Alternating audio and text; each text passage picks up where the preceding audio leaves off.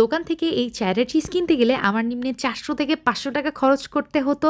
তবে আমি আজকে বাসায় এতগুলো চেডার চিজ বানিয়ে নিয়েছি অনলি 100 টাকা খরচ করে।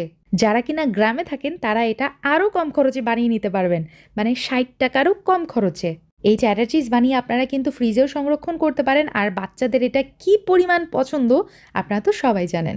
আর সব সময়ের মতো সহজ করে আজকের রেসিপিটা শেয়ার করব, কারণ হৃদয় ফেরদৌস খান চ্যানেল মানেই সহজ রেসিপি। প্রথমে আমার লাগছে 1 লিটার পরিমাণ গরুর দুধ। আমি দোকান থেকে 100 টাকা লিটার কিনেছি। তবে যারা গ্রামে আছেন তাদের জন্য তো সুখবর, কারণ গ্রামের দিকে কিন্তু গরুর দুধের দাম অনেক কম। 50 থেকে 60 টাকার মধ্যেই আপনারা 1 লিটার গরুর দুধ পেয়ে যাবেন। পাতিলের দুধে একটা বলক আসছে যখন, চুলার জালটা অফ করে দিব।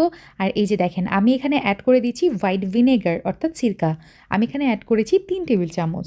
দুধের ছানা কেটে গেছে যখন, আমি স্ট্রেনারের সাহায্যে ছানা এবং ছানার পানিটা আলাদা করে নিয়েছি। ছানাটা যেটা পেয়েছি আমরা, সেটা কিন্তু পানি দিয়ে ধুয়ে নিতে হবে না, ঠিক আছে?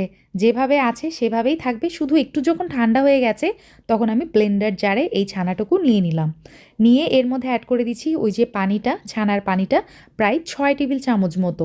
এখন আমি যেটা করব, এটা খুব সুন্দর করে ফাইন একটা ব্লেন্ড করে নিব, একদম পেস্ট। দেখেন কত স্মুথ একটা পেস্ট হয়েছে।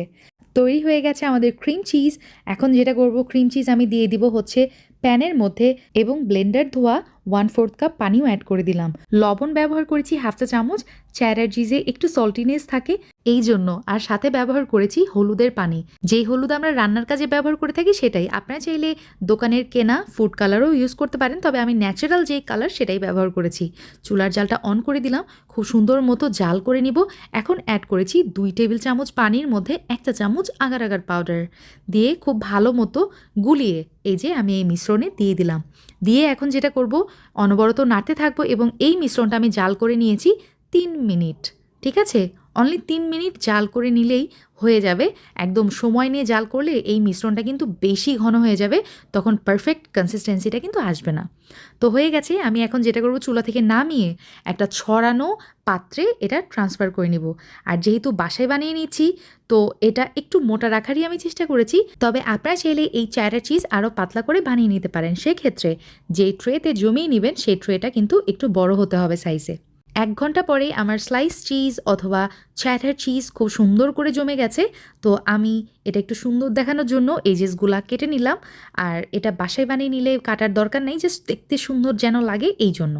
এখন সুন্দর চারকোনা করে আমি দোকানের মতোই কিন্তু কেটে নিয়েছি, তবে আপনারা আপনাদের মন মতো পছন্দ মতো এটা কেটে নিতে পারেন।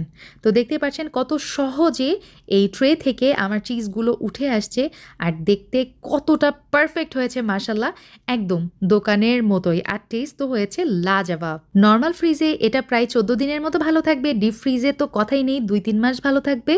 ঝটপট সকালের নাস্তা অথবা পিৎজা, বার্গার, স্যান্ডউইচ, পাস্তাতে এই চেডার চিজ ব্যবহার করতে পারেন। So enough for today. আল্লাহ হাফিজ, আসসালামু আলাইকুম।